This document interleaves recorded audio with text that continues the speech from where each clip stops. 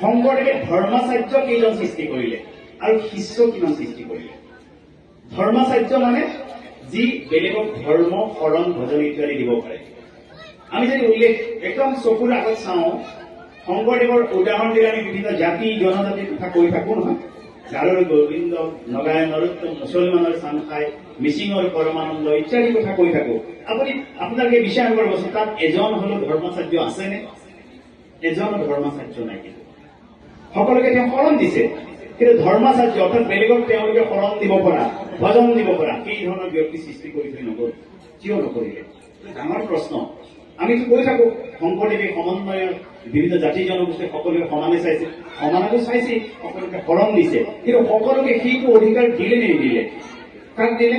দামোদৰদেৱ, হৰিদেৱ, মাধৱদেৱ, নাৰায়ণ দাস ঠাকুৰ এটা ইত্যাদি কৰি আপোনালোকে ৰাম গুৰু এনেধৰণে বহু কেইজন ব্যক্তি পাব যে যাক ধৰ্মাচাৰ্যৰ দায়িত্ব দিছে।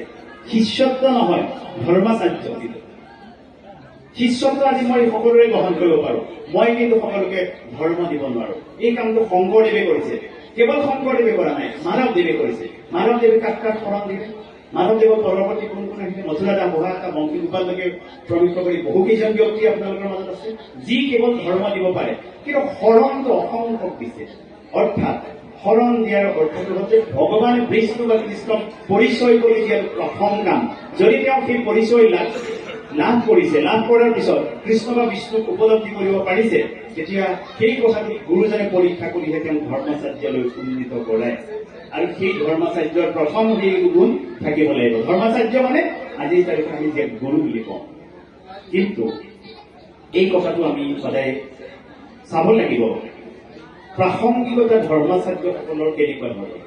আজিকালি যদি য'তে ত'তে সেই প্ৰথাটো যদি ধৰ্ম বেলেগক দিয়াৰ প্ৰথাটো যদি বেছিকৈ আৰম্ভ হয়, তেতিয়া কিন্তু তাক ঘূণ ধৰাৰ সম্ভাৱনাহে অত্যন্ত বেছি হ'ব।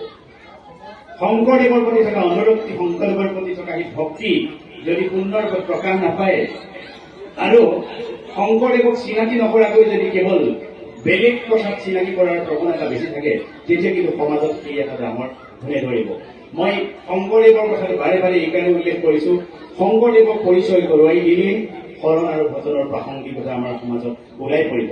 ভজনৰ 10টা প্ৰকাৰৰ কথা মই ক'ব লাগিব যে ভজন পূৰ্ণপজ্ঞ দৰ্শন নামৰ যিখন গ্ৰন্থ আছে, তাত ভজনৰ এটা বিশেষ শ্লোক আছে যে ভজনম দশবিধম বাসা সত্যম হিতম প্ৰিয়ম শৈথায় কায়েন দানম পৰিত্ৰাণম পৰিচৰণম মনসা দয়া